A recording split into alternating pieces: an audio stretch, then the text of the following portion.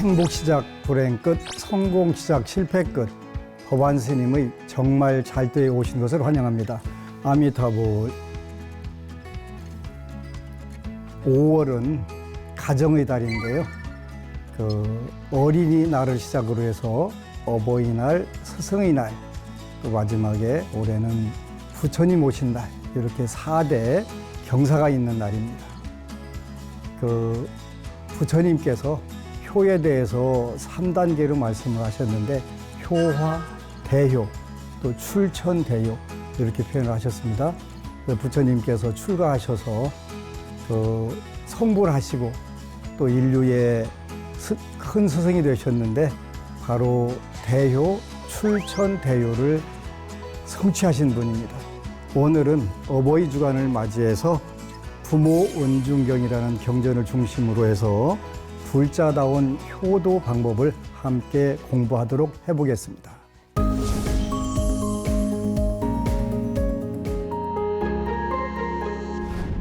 우리가 어렸을 때 어머님 은혜라고 하는 가곡을 많이 불렀었는데요.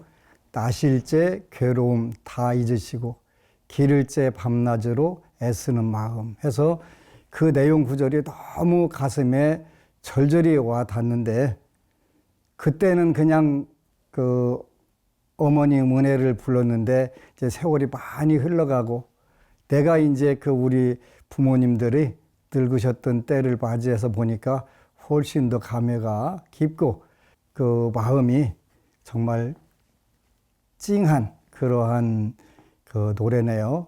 요 어머님 은혜 이 노래는 불경에 부모 은중경이라고 하는 경전인데 불설, 대보, 부모 은중경 이런 제목을 가지고 있어요. 불설, 부처님께서 말씀하신 대보, 크게 부모 은혜를 갚는 경전 이런 경전이 되어 있는데 우리 불교에는 4대 효경이 있습니다. 첫 번째가 불설, 대보, 부모 은중경 줄여서 부모 은중경, 또 7월 백중 때 많은 불자들이 읽는 우람분경하고 목련경, 그 다음에 지장경, 요 경전을 4대 경전이라고 하는데요. 그 중에 부모 은중경은 일설에는 중국에서 중국의 유교의 효경을 모토로 해서 표본으로 해서 만들어진 위경이다 이런 말씀도 있는데 경전이라고 하는 것은 그 지역과 시대를 맞춰서 많이 나올 수 있는 거기 때문에 위경이든 아니든 그건 문제가 되지 않을 것 같아요. 그래서 또 특히 중국은 이런 효 사상이 많이 발달되어 있는데 유교의 효경과 불교의 이런 효경은 맥락은 같이 한다 하더라도 표현 방법들이 많이 다르네요. 효경은 효도를 중심으로 효도하는 방법을 구체적으로 묘사를 했다면 불교의 효경들은 은혜를 갚는 방법, 요 은혜에 대해서 강조를 하고 있어요.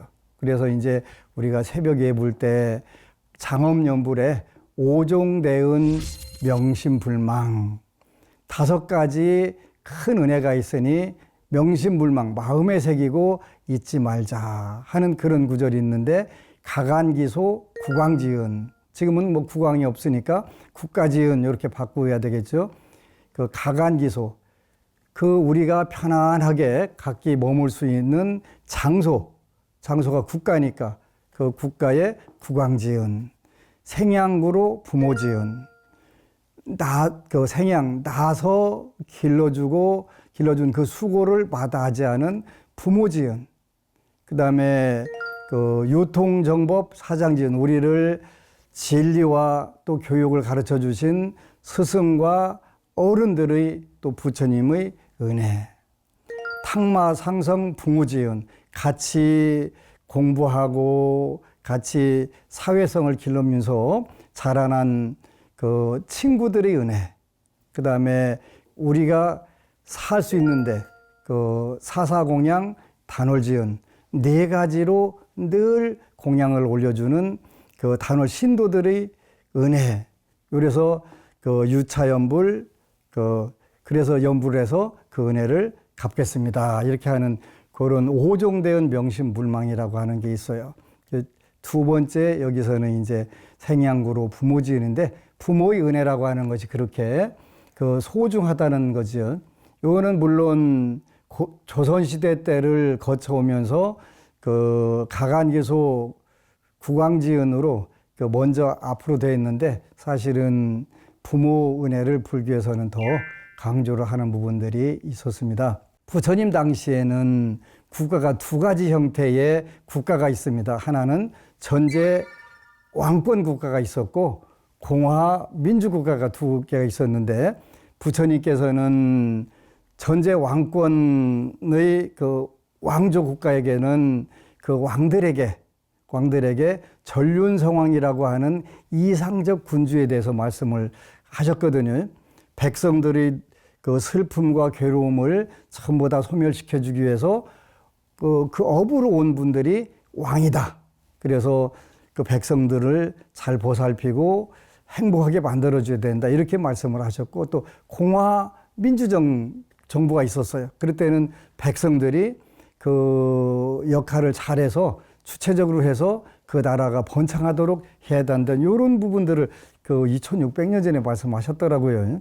근데 이제 우리가 오종대은 명심불망이 있고 그 다음에 장엄연불에 다생부모 십종대은이라고 하는 또 구절이 있습니다.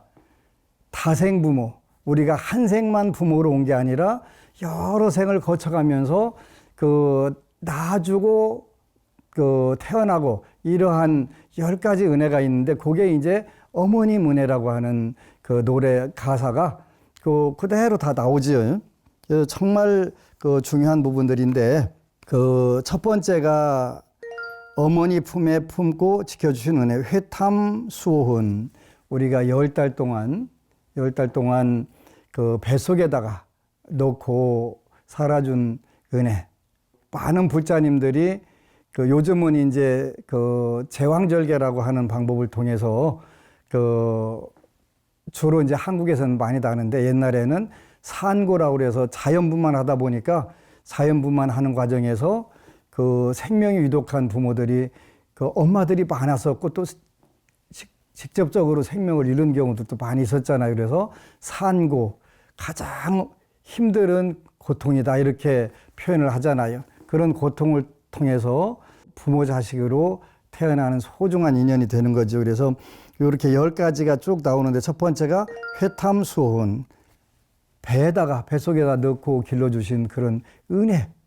근데 오늘날은 지난 시간에도 말씀드렸듯이 한국 사람들은 가족보다 돈이 우선이다. 요거 이제 우리 조금 방향을 바꿉시다. 가족이 먼저고 가족을 부양하기 위해서 중요한 것이 돈입니다. 이렇게 순서가 바뀌어야 될 것 같아요.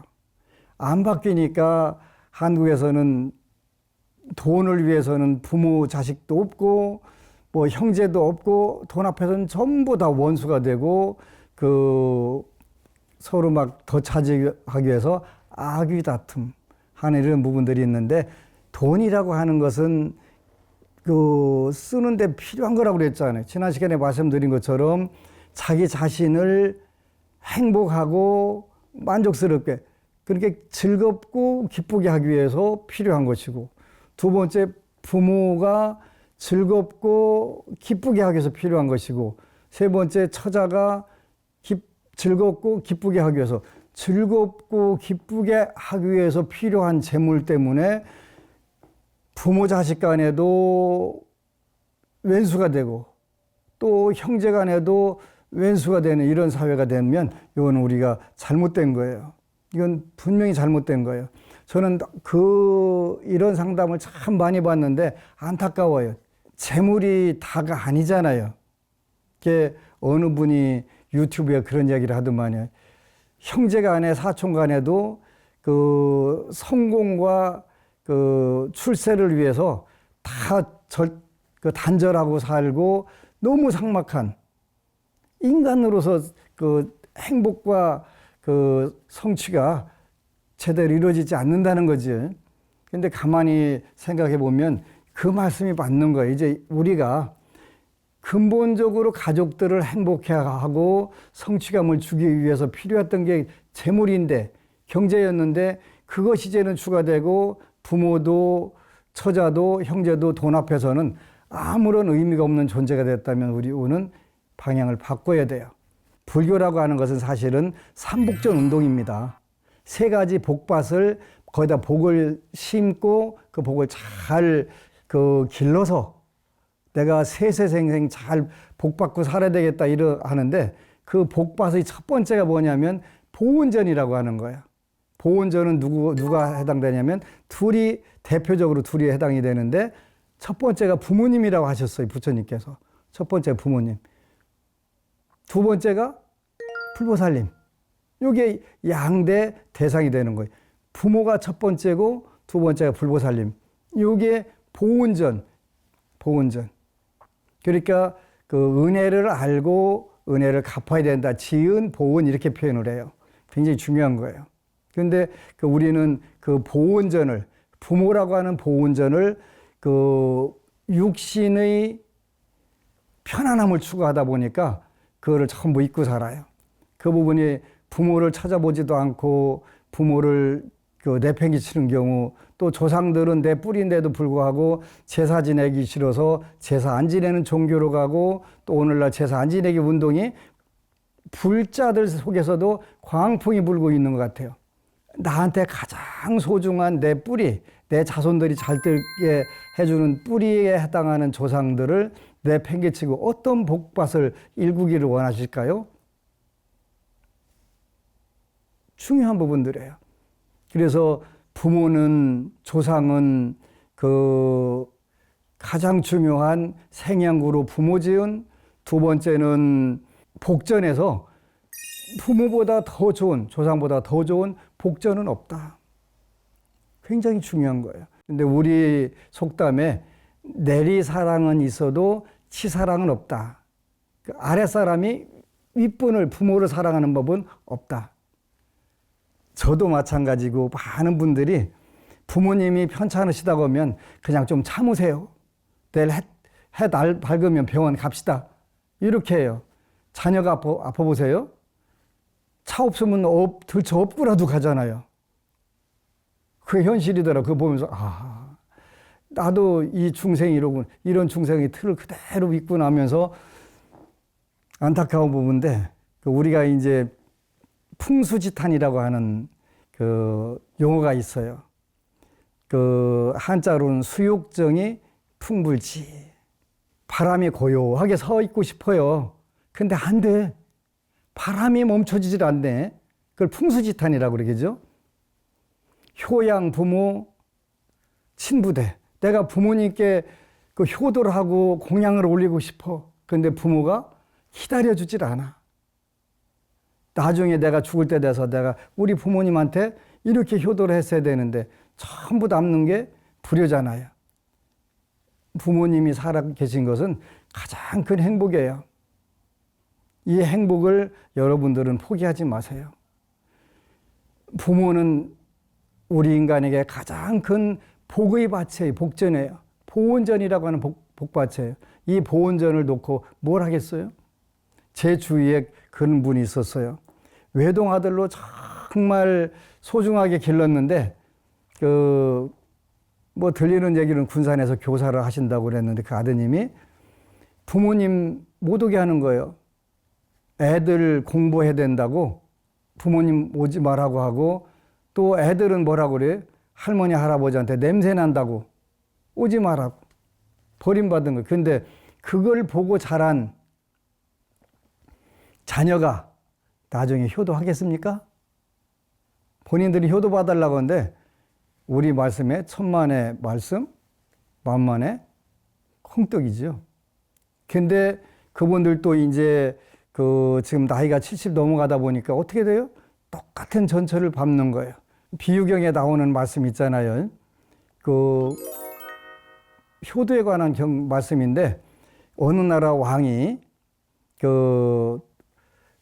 그 나라에 효도가 안 이루어지고 있는 거예요. 우리가 고려장이라고 했던 게 그게 근거가 없다는데, 인도에는 그게 있었나 봐요. 나이 드시게 되면 갖다 버리거나 그러니까 이렇게 되는 그런 경전에 나오는 거예요. 근데 있었는데 재석천이 보니까 이거 안 좋은 제도예요. 그래서 그 이 제도를 바꾸려고 재석천이 이제 말하자면 저승사자로 나타나서 왕에게 문제를 내는 거예요. 세 가지 문제를 낼 테니까 만약에 언제까지 못 맞추면 이 나라를 싹 망하게 하겠다. 그때 그 저승사자에 해당하는 재석천이 문제를 세 가지를 냈어요. 하나는 나무 토막 똑같이 그 똑같은 나무 토막을 갖다 놓고서 어느 쪽이 위쪽이고 아래쪽이냐. 또 하나는 말 두 마리를 갖다 놓고서 어느 게 어미고 어느 게 새끼냐. 또 하나는 뱀 두 마리를 갖다 놓고 똑같은 걸 놓고서 어느 게 암컷이고 어느 게 수컷이냐. 안 보고 확인하라고 한 거예요. 근데 그 언제까지 문제를 못 맞추면 너네 나라 전부 다 재앙을 줘서 망하게 시키겠다. 난리가 난 거예요. 난리가 난 거예요. 근데 아무도 그 문제를 풀 수가 없어요. 근데 그 재상 중에 하나가 아버지를 몰래 그 토구를 파가지고 모시고 사는 거예요. 근데 이 토구를 파고 그 아버지를 그냥 비밀리에 알게 되면 그 재상도 사형당하게 되고 아버지는 뭐 볼 것도 없고. 그런데 이제 그 고민하다가 어느 날 그 재상이 토굴에 계신 아버지 그 밥을 갖다 그 공양을 차려드려가면서 이런 문제가 있는데 어떻게 하면 좋을까요? 그거 쉽다라고 그 노인께서 할아버지가 지혜를 내시는 거예요. 어떻게 쉽습니까? 그랬더니 그 나무 어떤 게 밑에고 어떤 게 윈지를 확인해 보는 것은 물을 갖다 놓고 그 나무를 던져보면 더 가라앉는 나무가 밑에 있고 더 위로 뜨는 게 위에 나무다. 맞췄어요. 두 번째는 이제 그 뱀 두 마리를 갖다 놓고서 어느 게 암컷이고 어느 게 수컷이냐. 그럴 때 양탄자, 카페트 갖다 놓고서 갖다 놔보면 움직이는 것은 수컷이고 움직이지 않는 것은 암컷이다. 이렇게 해가지고 또 그것도 맞춘 거예요. 말들 어떤 게 어미 말이고 어떤 게 새끼 말이냐 두 마리 갖다 놓고서 하니까 그 먹이를 줘보면 안다 이렇게 하는 거예요. 먹이를 줘보면 그 어미가 새끼 먼저 먹으라고 밀어주는데 밀어주는 게 어미 말이고 먼저 먹는 게 먹는 게 새끼 말이다 이렇게. 그래서 그 맞춘 거예요, 세 개. 그래서 이제 이 재상이 큰 상을 받았어요.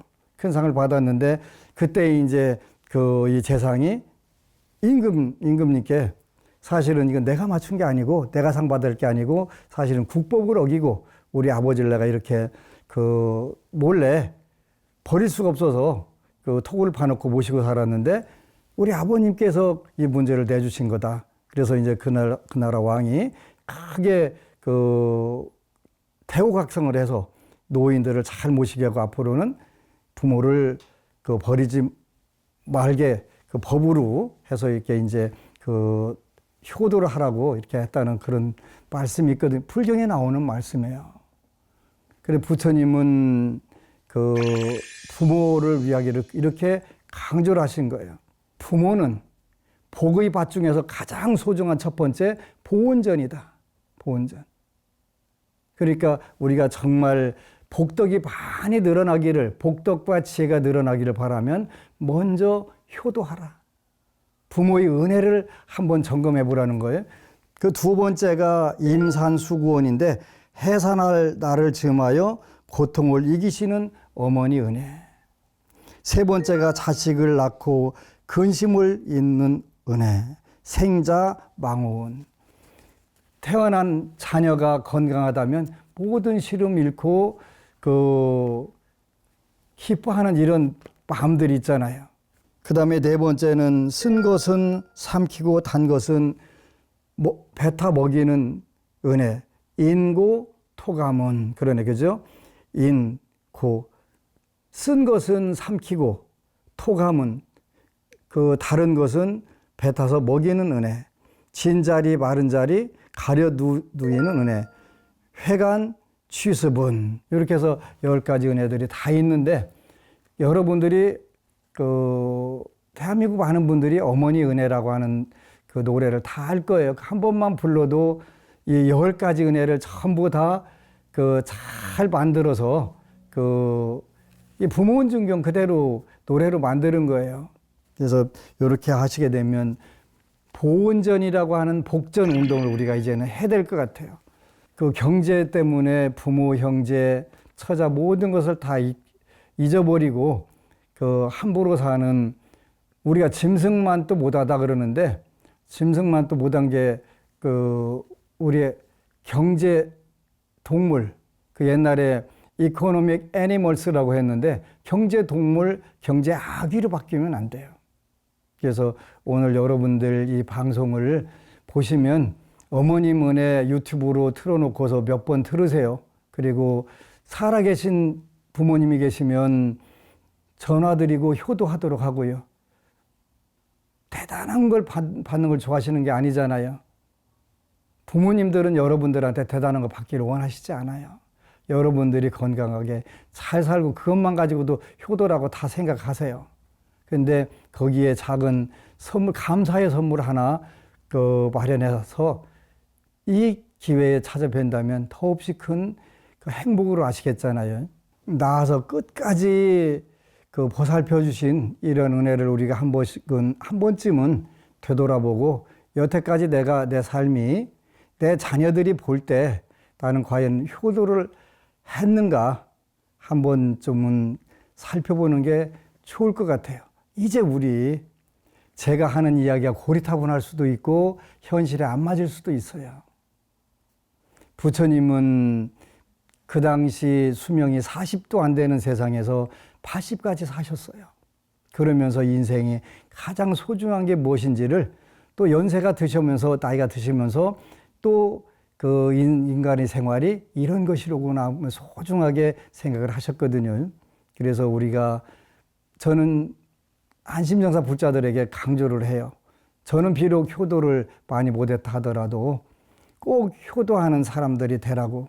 그게 복을 받는, 우리가 부처님 전에서 복을 비는데 그 복을 받는 방법 중에서 가장 중요한 게 첫 번째가 보온전이라고 하는 부모와 불보살님들, 두 번째가 공덕전인데 여기는 스승과 부처님, 이게 공덕전이고 세 번째가 빈궁전이라고 그래서 가난한 사람들과 어려운 사람들 또 스님들 이 빈궁전에 들어가네요. 그래서 이런 삼복전을 놓치지 않기를 바라고 이제 우리가 대오각성을 해야 돼요. 돈 때문에 부모를 버리고 돈 때문에 형제를 버리는 일들이 줄어들어야 진정한 선진국, 물질적 선진국보다 더 중요한 게 훨씬 중요한 게 우리가 정신적, 심리적 선진국, 윤리, 도덕적으로 선진국이 되는 것이 저는 훨씬 중요하다고 생각을 해요. 제 말씀은 여러분들에게 굉장히 고리타분하게 들릴 수도 있어요. 그런데 부처님께서 진정으로 행복의 양을 늘리고 성공의 양을 늘리는 방법으로 말씀하셨으니까 절대 틀리지 않다고 저는 확신을 해요. 아무리 후회는 빨라도 결국은 늦은 거잖아요. 풍수지탄. 부모에게 효도와 공양을 올리고 싶어도 부모들이 기다려주지 않네요. 어느새 제가 그 자리에 와 있고 자녀들을 보면서 내가 이렇게 부모님께 불효를 했구나 하나하나 터득하면서 가잖아요. 더 이상 후회하지 않도록 한번 어버이날 주간을 맞이해서 우리가 깊이 반성하고 새로운 삶으로 더 행복한 삶으로 나아갈 수 있었으면 정말 좋겠어요. 부모원중경은 인터넷에도 많이 올라와 있습니다. 한번 읽어보세요. 제 고향 후배 중에 200억대 부자가 있는데 맨손으로 올라와서 벌써 30년 전에 200억대 부자가 됐는데 30대 초반에 어떻게 됐냐고 물었더니 하루는 꿈속에서 본인이 죽었다는 꿈을 꿨대요. 그러면서 너무 슬퍼서 며칠만 더 살게 해달라고 하고서 애원하고서 깼는데 꿈이었던 거예요. 근데 베개가 완전히 물에다 담갔던 것처럼 그렇게 정말 슬프게 울었더라는 거예요. 그래서 그때 머리맡에 있었던 것이 부모 운중경이었네요. 그 후배는 부모 운중경을 읽어가면서 부모에게 효도, 요거를 깨달으면서 늘 32전에는 부모님들한테 돈 갖다 버리는 돈 푸대였다는 거예요. 근데 부모 운중경을 읽어가면서 돈 끌어들이는 돈 푸대가 돼가지고 지금은 몇백억 부자로 자수성가해서 잘 사는데 부모 운중경을 독송한 공덕이에요. 집안에 있는 돈을 다 갖다 버리는 돈 푸대. 근데 그 어머니가 매일 부처님 전에 돈 푸대 되게 해달라고 기도를 했다는 거예요. 근데 정말 부모 운중경을 읽어가면서 그 어머니의 기도, 본인의 부모 운중경 독송, 그 후배는 다른 경전 읽으라고도 안 읽어요. 오로지 부모 운중경만 읽어요. 그런데 몇백억 부자가 되더라고요. 여러분들도 자수성가하는데 가장 빠르게 부자가 되고 싶으면 부모 운중경 읽으면 부모라고 하는 복전이 열릴 것이고, 그렇게 되면 여러분들도 몇백억의 부자가 될 수 있다고 제가 본 경험을 여러분들에게 말씀드리는 거예요. 어버이 주간을 맞이해서 여러분들이 효도를 한번 생각해보고 부모의 은혜를 마음에 한번 새겨보면서 한편으로 그 위대한 복의 밭, 보온전이라고 하는 밭을 씨를 뿌리고 잘 가꾸고 여러분들 자손만대로 그 좋은 가문이 되기를 축원 올립니다. 고맙습니다.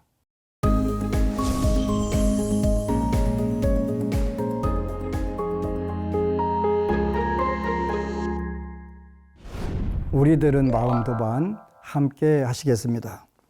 모더레이션 법우님, 모더레이션 절제라는 뜻인가요? 절제 법우님이시네요. 세상에는 공짜가 없다. 정답이 없다. 비밀이 없다.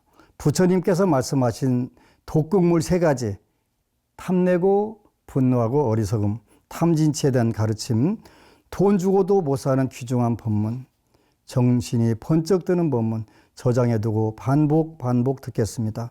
감사합니다. 고맙습니다. 모더레이션 법우님 정말 감사드리고요. 우리 법우님이야말로 이 시대에 가장 행복한 분이시네요. 이런 부처님 법문을 통해서 큰 깨달음으로 나가시고 현생에 행복 만땅, 성취 만땅 되시는 법우님 되시기를 축원 올립니다. 고맙습니다.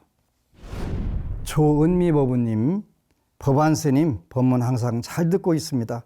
꼭 한번 뵙고 싶습니다.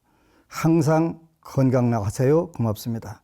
우리 법우님 법문 잘 들어주시고 또 이 법문을 통해서 행복과 성공이 넘치시기를 축원 올리고요. 감사드립니다. 그런데 제가 사실은 이 화면이 실물보다 더 분장을 해서 좋습니다. 늘 화면에서 보시고요. 또 기회가 되면 저도 꼭 뵙고 싶습니다. 화이팅!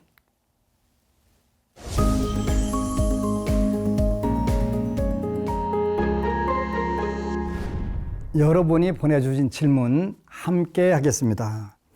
첫 번째 질문입니다. 스님, 저는 3남매의 장녀입니다. 둘째가 남동생이고 막내가 여동생인데 얼마 전에 막내가 울면서 전화를 했더라고요. 남편이 직장 여직원과 바람을 피웠다는 겁니다. 코로나 전에 집에 자주 데리고 오던 가까운 직장 후배들 중 하나여서 동생이 밥도 여러 번 차려주었고 자기는 형제가 없어서 외롭다며 동생을 언니처럼 따랐답니다. 조카 생일도 늘 챙겨서 고마운 마음에 자기도 이것저것 선물해 주었다며 두 사람에 대한 배신감을 견딜 수 없다고 하더라고요. 결혼한 지 10년이 넘었는데 아이를 늦게 낳아서 조카가 이제 겨우 5살인데요. 당장이라도 이혼하겠다는 걸 겨우 진정시켜 놓았는데요. 애를 봐서 참고 넘어가줘야 하는 걸까요? 아니면 깨끗이 갈라서고 새 출발을 하는 게 맞을까요? 연로하신 부모님께는 차마 말씀도 못 드리고 스님께 지혜로운 말씀을 청합니다. 일단은 너무 쇼크를 많이 받아서 심리적으로 어려우실 텐데 잘 견뎌내시는 우리 법우님 위로의 말씀을 먼저 전하고요. 살다 보면 별의별 일들이 정말 많은데 왜 하필이면 나냐 이렇게 생각할 수도 있어요. 근데 저는 이제 그 전국에 5개 도량이 있는데요. 정말 많은 분들하고 상담을 해요. 안타까운 마음들이 많이 있죠. 간단하게 끝내야 되냐, 참고 살아야 되냐, 이런 부분들인데요. 일단은 그 남편분하고 대화를 좀 허심탄회하게 하세요. 제가 제 이름으로 부부싸움에서 반드시 이기는 방법, 제가 강의를 한 적이 있는데요. 부부간의 대화가 가장 중요해요. 대화를 하는데, 물론 남성과 여성은 근본적으로 그 성격이 다르기 때문에 대화하기가 어려울 수도 있는데, 일단은 살면서 제일 중요한 거는 부부간의 대화예요. 서로 대화가 통하게 되면 어떤 문제도 해결할 수가 있어요. 우리 법우님이 어느 게 정말 더 값어치가 있을까 한번은 생각을 해보고 큰맘 먹고 한번 용서해주고 덮어주자. 그렇게 하고 앞으로 이러한 계기를 통해서 좀 더 훨씬 더 친한 부부 될 수도 저는 있다라고 생각을 해요. 제 생각에는 이혼이라고 하는 것은 현실적으로 사회적으로 그 대가를 많이 치르는 거예요. 저도 때로는 그냥 이혼하세요 이렇게 하는 경우 있는데 우리 법우님은 아닐 것 같아요. 이혼의 사회적 비용이 너무 크니까 법우님의 동생분하고 잘 대화를 해서 한번 크게 눈 감고 지나가고 또 같이 대화를 그것이 장애가 되면 안 되고요. 대화를 해가면서 다시 회복하세요. 행복하려고 결혼했잖아요. 근데 행복은 늘 만들어가는 거예요. 누가 줄 수 있는 게 아니에요. 특히 부부간에는 더 중요한 게 대화를 해가면서 미래지향적으로 이렇게 하게 되면 현재보다 훨씬 더 이런 전화위복의 기회가 될 수 있다라고 저는 확신을 합니다. 모쪼록 부모님의 동생분 지금보다 이런 위기를 잘 극복하고 훨씬 더 행복하시기를 축원 올립니다. 고맙습니다. 두 번째 질문인데요. 안녕하세요, 스님. 저는 40대 초반의 직장인입니다. 저는 학창시절부터 뭔가를 자꾸 미루는 성격이었습니다. 학교 숙제도 밤늦게까지 미뤄뒀다가 대충 하고 특히 방학 숙제는 개학 전날에서야 부랴부랴 엄마한테 꿀밤을 맞아가면서 했고요. 중고등학교 때도 시험 공부는 늘 벼락치기였고 수능 시험도 정말이지 마지막 한두 달 전부터 정신 차리고 바짝 했을 정도입니다. 그나마 다행이었던 건 운이 좋은지 성적은 늘 중상위권이었고 대학도 서울의 4년제 대학에 무사히 들어가 졸업하고 회사도 그럭저럭 좋은 곳, 평판이 좋은 곳에 들어와 일하고 있습니다. 그런데 스님, 요즘 제 아들이 아무리 봐도 어릴 적 저의 판박이입니다. 맨날 제 아내와 숙제 안 한다고 신랑이 하는 것도 그렇고 그런 아들을 보면서 너무 양심의 가책을 느껴져서 지금부터라도 제 삶을 바꿔보려고 하는데 아무리 노력을 해도 고쳐지지가 않습니다. 물론 그동안 게으르다고 해서 일적으로 큰 실수를 하거나 남들에게 큰 피해를 준 적은 없습니다만 이 또한 저는 운이 좋았다고 생각합니다. 더는 게으르지 않게 아들 앞에 떳떳하게 살고 싶은데 이런 성격이나 습관도 기도로 고칠 수 있을까요? 우리 법우님, 재수가 엄청 많은 법우님 이렇게 질문해 주셔서 고맙고요. 기도를 통해서 얼마든지 바꿀 수 있어요. 우리 인생이 뭐라고 그랬어요? 성격, 습관, 환경이라고 그랬어요. 그래서 우리 법우님한테 자녀분이 불보살님이시네요. 불보살님이시네요. 본인을 뒤돌아보는 가장 확실한 기회를 제공했으니까요.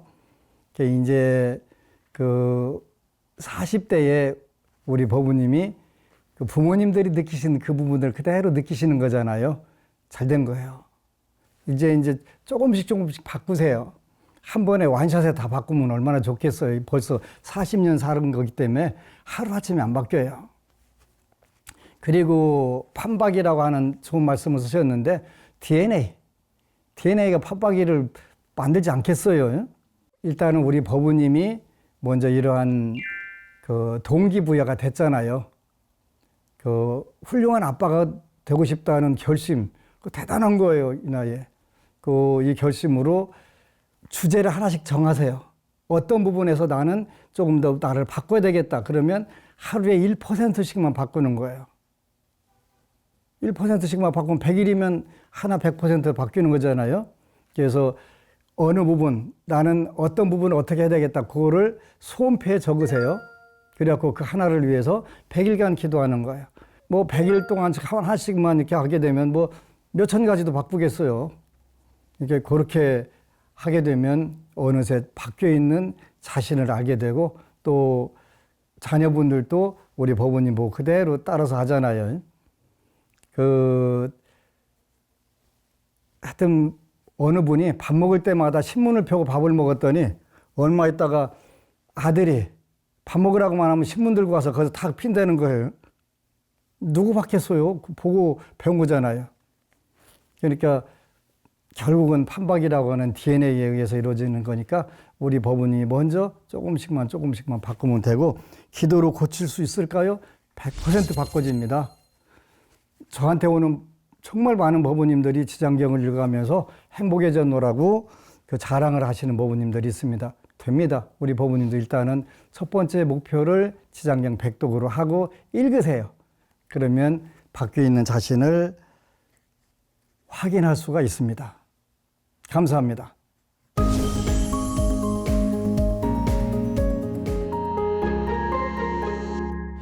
법안 스님의 정말 잘 때 이제 마칠 시간입니다. 부모님의 은혜를 헤아리자면 한도 끝도 없습니다. 이 세상에 부모 같지 않은 부모가 전혀 없는 건 아니지만 일반적으로 보통의 부모님들은 오매불망 자녀를 위해 기도하는 분들이 대부분이죠. 부모님이 곁에 계시다면 더없이 큰 축복이고 이미 세상을 떠나셨다 해도 우리 마음속엔 언제나 살아 계신 분들입니다. 늘 불자답게 생활하시면서 효도하는 마음으로 세상을 위해 널리 보시행을 펼치시기를 바랍니다. 다음 시간에는 부모님과 더불어 우리의 인생을 바른 길로 이끌어 주시는 스승에 대한 이야기를 해보려고 합니다. 행복 시작 불행 끝, 성공 시작 실패 끝, 법안 스님의 정말 잘 때 마치도록 하겠습니다. 감사합니다. 아미타불.